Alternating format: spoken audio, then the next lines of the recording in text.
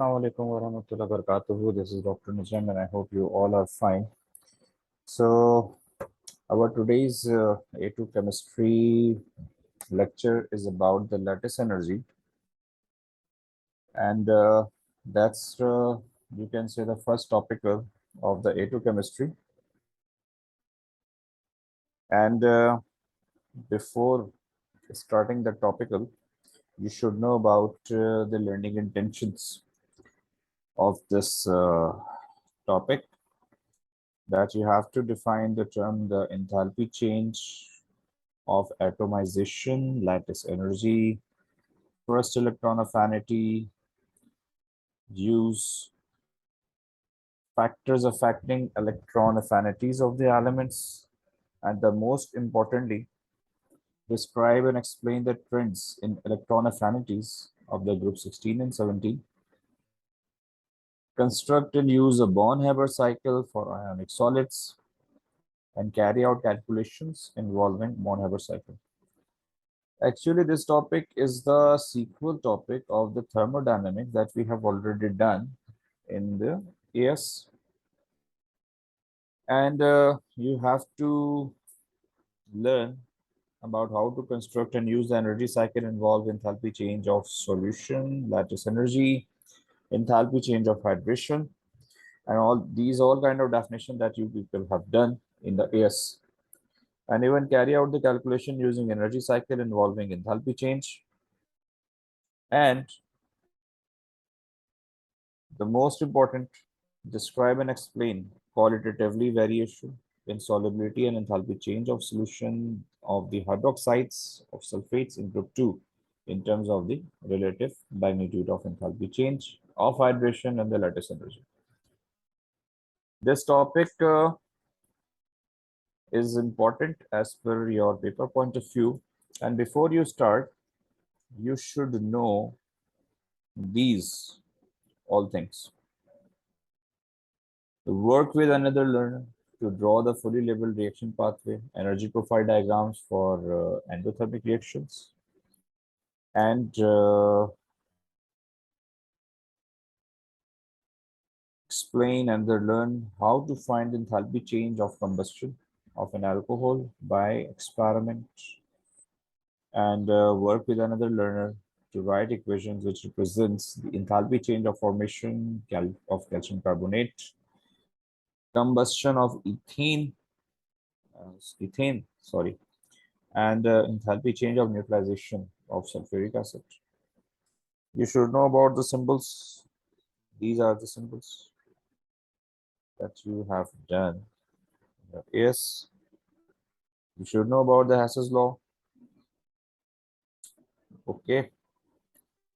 And ask another learner to select an example of enthalpy cycle. That's the chapter number 6. Thermodynamics, thermochemistry chapter that you have done in your AS. So this is, you can say, a sequel topic of the AS. So we will continue in the A2 as well. And this is your first lecture of this topic. Although that this is a very lengthy topic, so we will separate all the content and one by one, about 2 to 3 lectures, maybe 4. So this topic will be completed. So here, this is about an introduction related about the topics, the learning outcomes. So now let's start.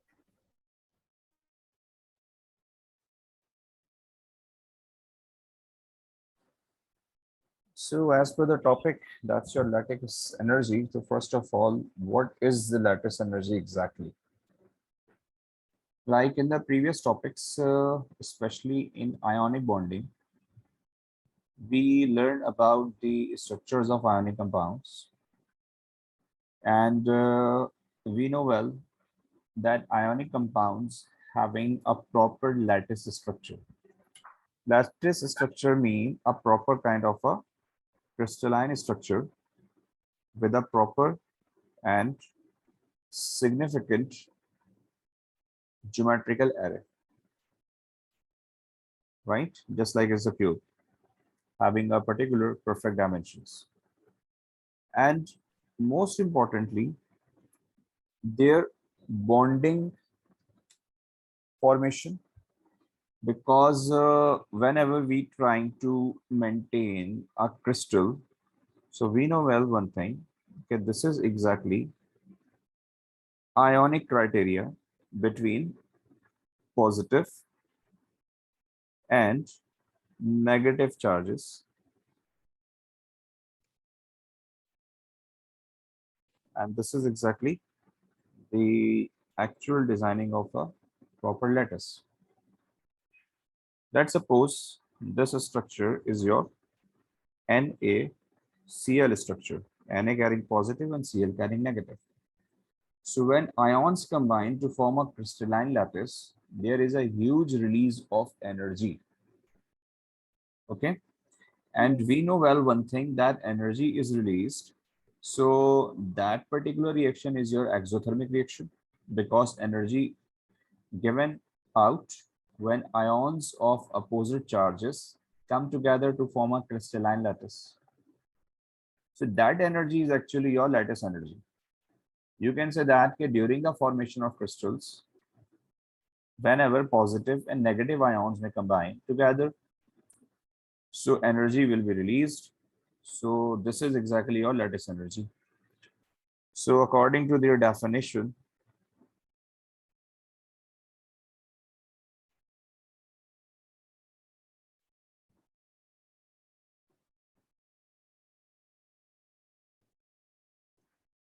the enthalpy change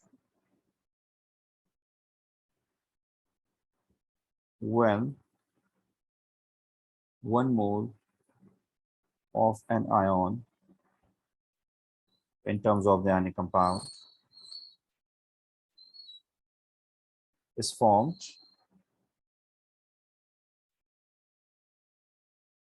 from its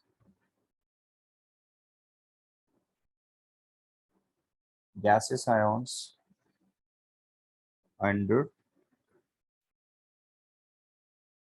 standard conditions. What do you mean by standard conditions? 1 atm pressure and 25 degrees centigrade. Okay, Okay. and that is your symbol of lattice energy. So for equation describing that particular lattice energy in terms,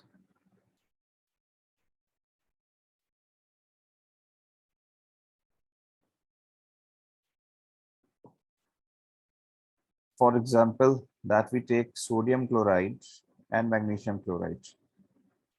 So once the crystal of sodium chloride is formed, we get energy of minus 787 kilojoules per mole. But whenever we observe the magnesium lattical structure, so we get about 3 times more energy, that is 25-26 kilojoule per mole. And it is noted that it is a gaseous ion that combine to form ionic solid, right? And one more thing you should remember, that the lattice energy is always exothermic. The value is always negative. As per the definition, that bonds are combined together, because the formation of the bonds are actually exothermic criteria. Okay. Okay. And we know one thing about the exothermic activities, that the larger the value of exothermic energy of the lattice, that means your lattice is more stable, because it is very difficult to break. It is very difficult to separate their ions, because it requires more energy in the similar way that you have to provide it. So that particular lattice energy also affect on a physical character of melting and boiling. Okay. Mhm. And it is impossible to determine the lattice energy of a compound by a single direct experiment. So Why? for why? Because we cannot actually calculate the lattice energy by this single experiment. So we have to go with the several experiments. And if we want to check all these energy criterias, all the experimental criterias in a single roof, so we actually use the concept of Born-Haber cycle. So that's earlier, as I told you, that the Born-Haber cycle is a practical representation that how can we calculate two or more types of energy changes in a single loop or in a single way.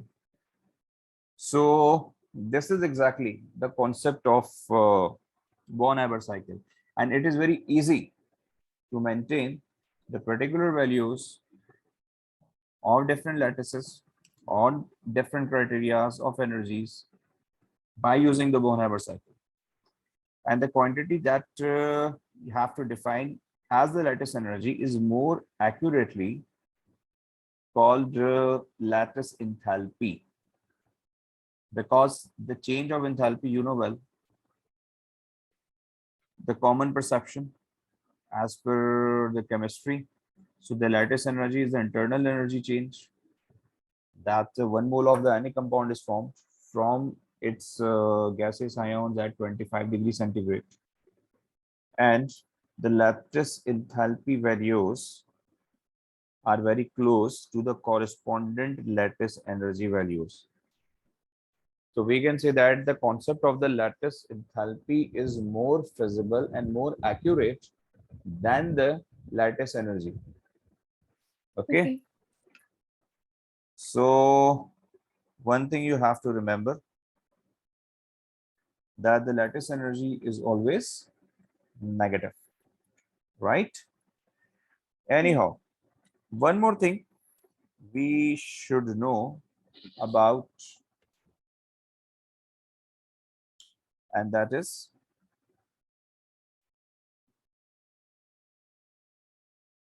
enthalpy change of atomization that you have learned in the AS as well. Just for the recall, what is it?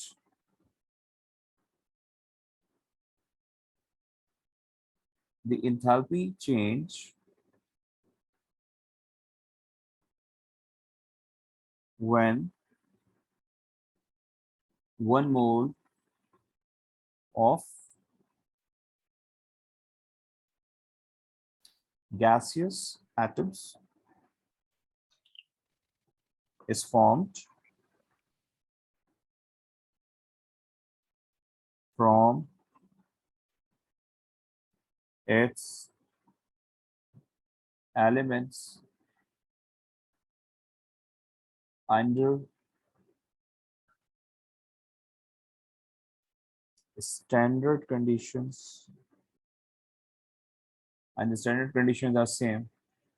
Okay, and this is very simple, that if I have a solid metal, okay, if I have a solid metal, and if we try to make their state in the gaseous one, for example, if I have a lithium, this is your metal with lower melting point, okay, with the lower melting point, that's a very lowest melting point it has. So if I convert into a gas, so definitely once we try to change their state from solid to liquid and then liquid to gas, so definitely I will provide over here heat energy. So what do you think? Is it exothermic or endothermic? That we provide heat to change their state from solid to a gaseous atom.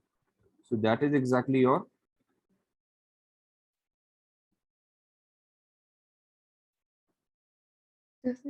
enthalpy change of positive manner. And this is, Sorry, your voice is lagging. I'm saying that once we try to change the state of any particular solid metal, so we provided heat. So that particular metal first convert into solid to liquid and then liquid to gas. So remember one thing, once we provide heat energy, so it will be a positive endothermic criteria because we are actually trying to break their metallic bonding, and the bond breaking concept is actually your endothermic one. So the enthalpy change of atomization is always your positive. So just like we are taking example of lithium that carrying 161 kilojoule per mole Sorry, your energy. voice.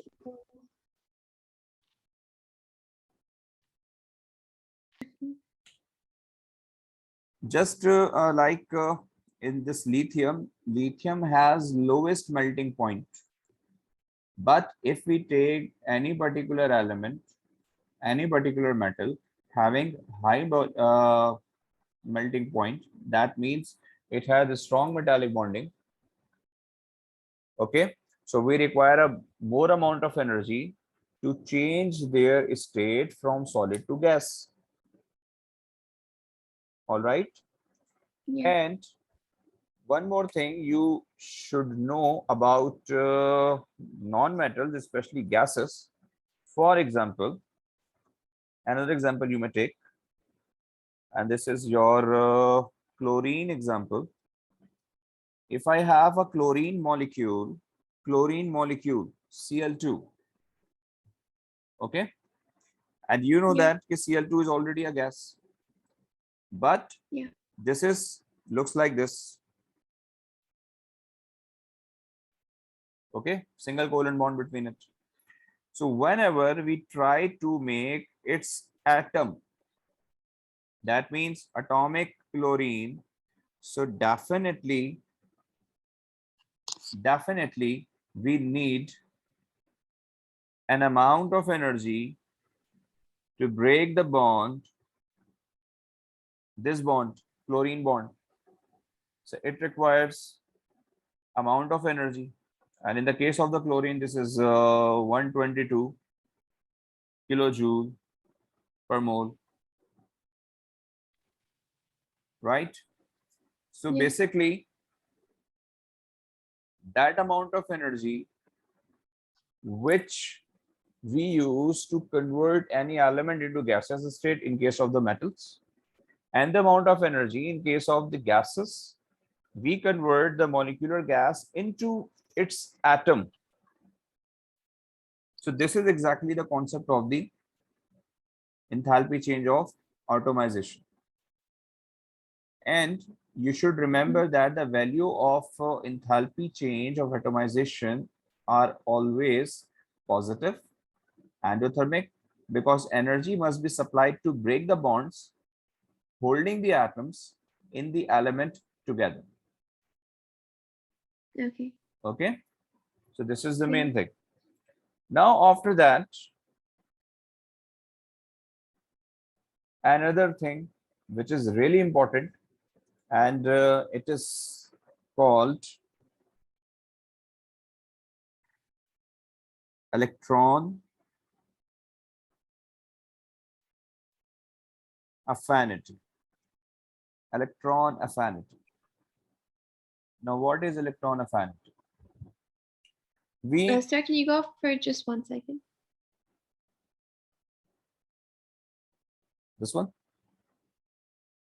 Yeah.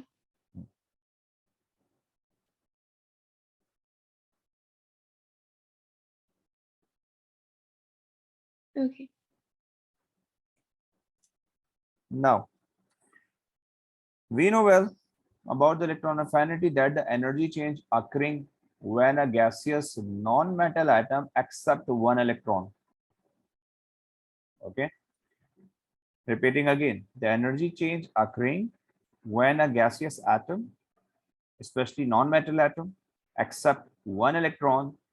So that is exactly electron affinity or enthalpy change of electron affinity. Okay.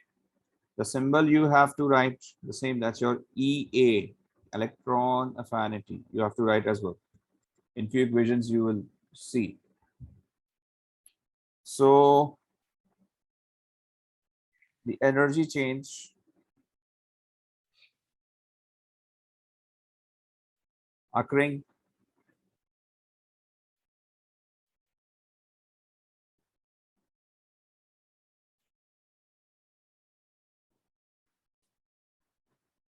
when a gaseous non-metal atom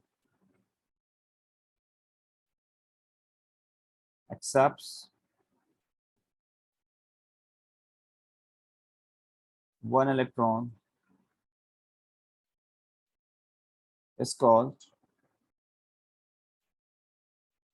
electron affinity. Okay, and this is exactly about the gaining of electron.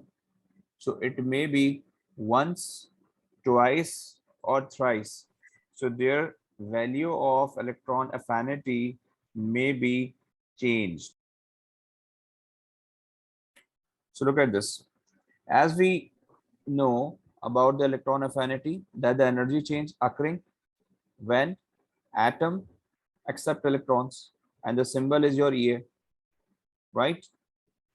Yeah. So what is the concept of the first electron affinity?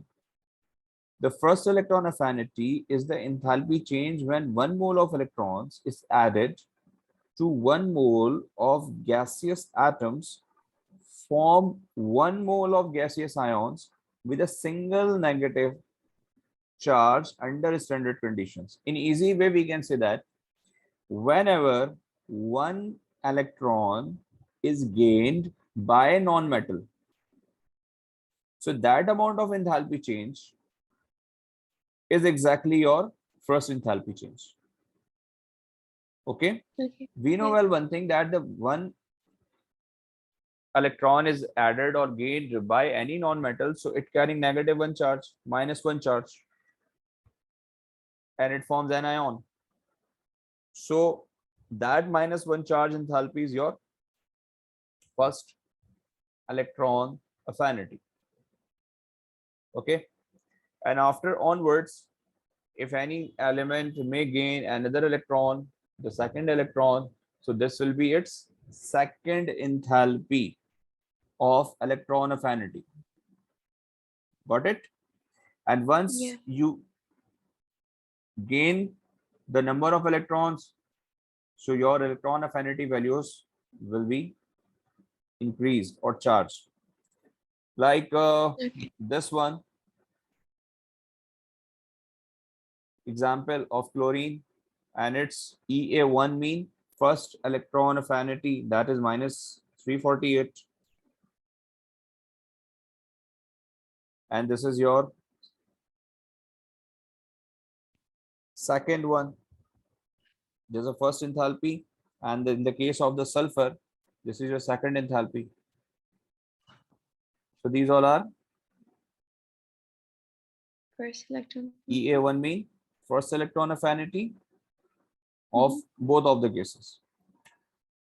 And remember this thing, as I say, that one electron may gain the first enthalpy, and this is the most important. The enthalpy change of first electron affinity is generally exothermic.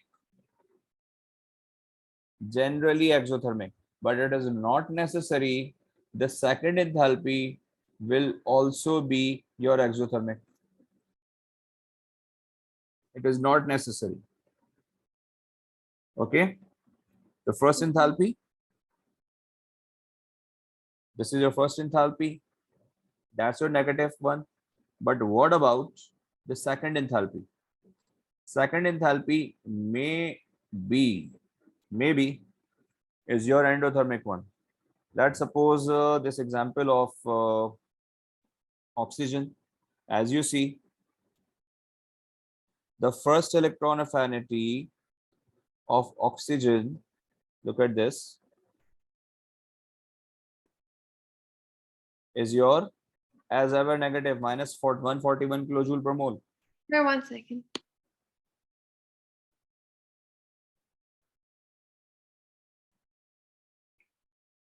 So as I tell you, that it is not necessary the first enthalpy value.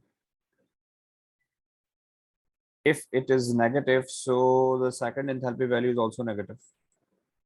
Okay. In the case of oxygen, look at this. The difference between the first enthalpy value and the second enthalpy value. So when an element forms an ion with a more than one negative charge, so that is exactly, we must use the successive electron affinities. And the first and second enthalpy changes of electron affinity, as per the first one is the negative, so the second one should be the positive. Okay. So Okay, after sir. the first enthalpy, you should know about the second enthalpy. The enthalpy change when 1 mole of electron, as I write over here, this one. The second enthalpy of electron affinity is always endothermic, and this is a positive, and so are the third electron affinities, right? So I am writing Yeah. here the definition for your reference. Second electron affinity. Okay. Yeah. The enthalpy change when 1 mole of electrons is added to 1 mole of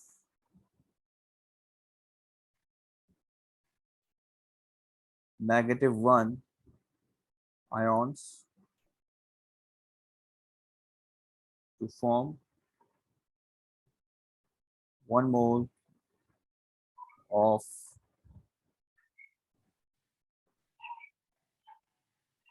gaseous -2 ions under standard conditions. This is your second electron affinity definition.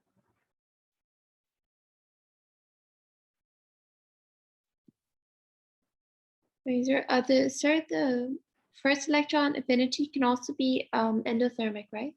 No, first electron affinity is always negative, exothermic. The second one is always positive and onwards. Okay. The first one is your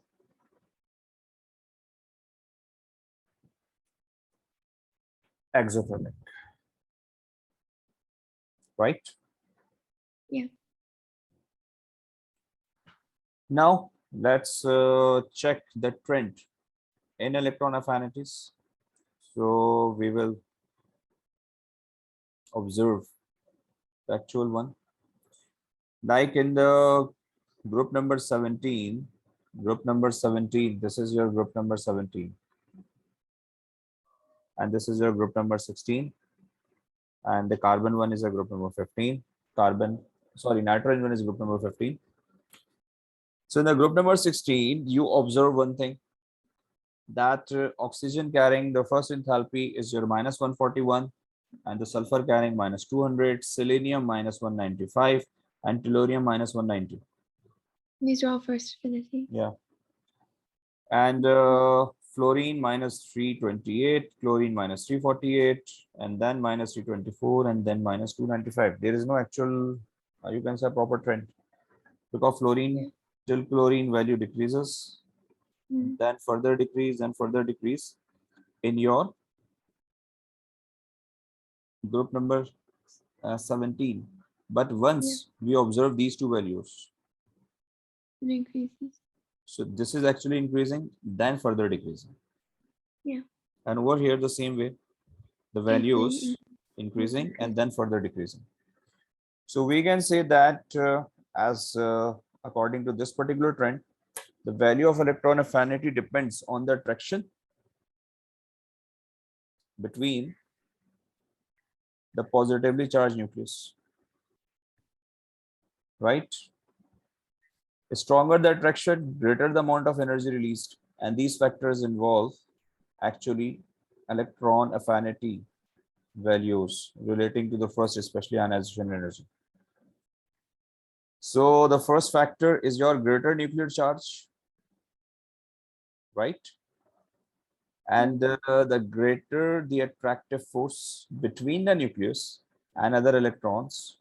That is why chlorine with a greater nuclear charge than sulfur will tend to attract an electron more readily because of their electronegativity value.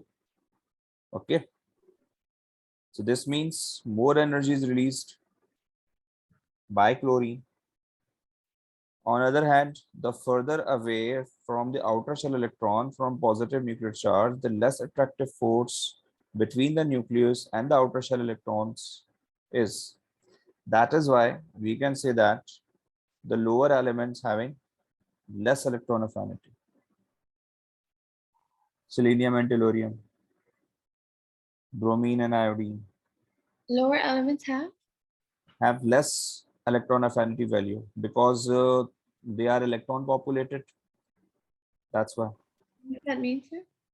That means that fluorine having only 2 shells, chlorine 3 shells, bromine 4, iodine 5.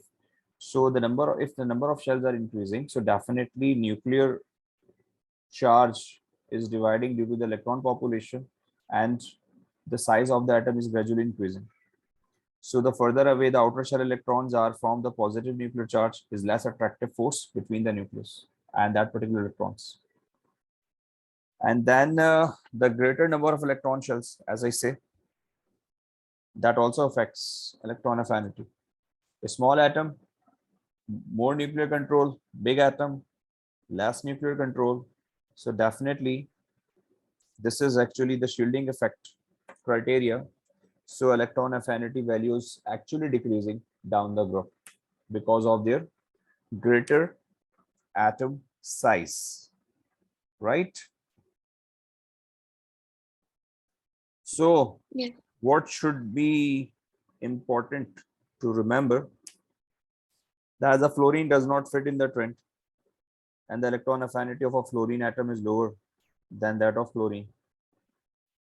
Okay, because now what's the reason? Because the atom radius of fluorine is very small, and the electron density causes a great repulsion between the electrons with the atom. This greatly reduces the attractive effect between incoming electrons and the nucleus. So if anyone may ask from you that why chlorine having more value of enthalpy of electron affinity than fluorine, so you can say about this reason. Okay, the size of the fluorine is smaller than chlorine. The same case with the oxygen and sulfur. The size of oxygen is smaller than sulfur. And due to this particular atomic radius, the electron density causes a greater repulsion between the electrons within the atom. So definitely it will affect the electron affinity criteria. Right? Yeah. Any confusion? No, sir. So in the next lecture, we will inshallah start the Born-Haber cycle. Okay. And kindly like, share, and subscribe my channel, and also share this video with the other fellows. Till then, take care of yourself. This is Dr. Najam signing out. Assalamu alaikum wa rahmatullahi wa barakatuh.